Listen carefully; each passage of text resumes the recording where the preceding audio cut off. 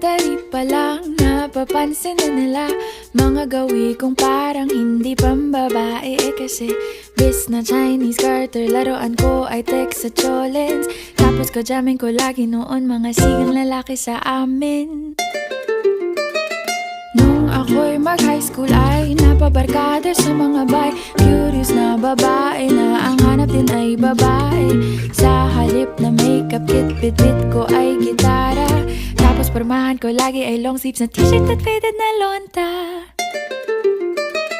Pero nung makilala kita, nagbagong bigla ang aking timpla. Natutuwa ko na magpariban at mag-ahit ng kilay at least once a month. Hindi ko alam kung anong meron ka na sa akin ay nagpalambot ng bigla. Sinong mag-aakalang lalaki pala ang bibihag sa tulad kong tigreng gala.